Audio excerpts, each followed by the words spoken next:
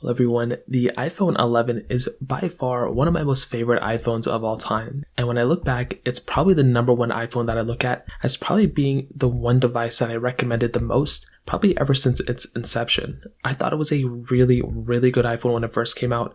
It still has a lot of capability, a lot of quality, and I want to break down a few reasons why you should still consider buying an iPhone 11 in 2024. Now the first thing, the big reason why I love this phone so much is its price tag. It is such a cheap phone compared to a lot of other devices that it really makes me it just makes me very, happy that I can recommend this type of phone to people because it really doesn't cost that much money to go ahead and purchase. So you can buy these things all day for like less than $300, and that is a very good competitive price to pay for a device like this, which is something I actually love seeing. So that right there is a very important thing to keep in mind because you don't have to pay a bunch of money for this device. The other really big thing to keep in mind here is that it isn't really like it's not a super old phone either. It is about a 5-year-old phone, but you're still getting like a couple of years of software support on this thing, and you're still getting a device that still has a lot of capability and a lot of power as well. So that's another really cool thing going on here too. So if, again, I'm going through and if I'm going to, recommend a phone to people, having a phone that still has another like year or two of software updates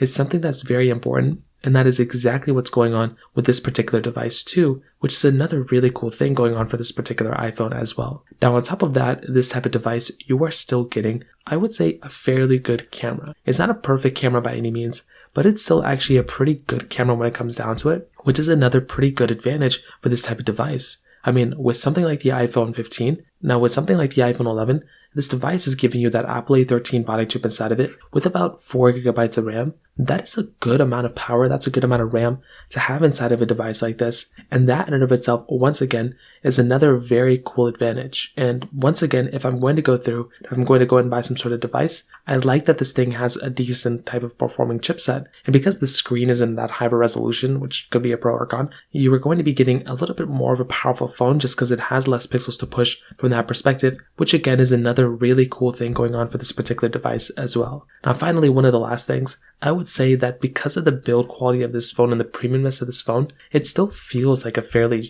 premium device. Like it doesn't feel like a cheap phone, and that's something that I actually like a lot about this particular device because it's not really going to be that expensive. And that's something that I like a lot when I'm buying a phone that this thing basically is going through. So overall, those are just a couple of reasons why I would 100% recommend buying the iPhone 11 in 2024. If you have any other thoughts or questions, let me know in the comment section below. Hit the like button, that will mean so much, but definitely hit that subscribe button. More importantly than everything else, I love every single one of you guys. Hopefully I'll catch you guys in the next video. Peace out till then.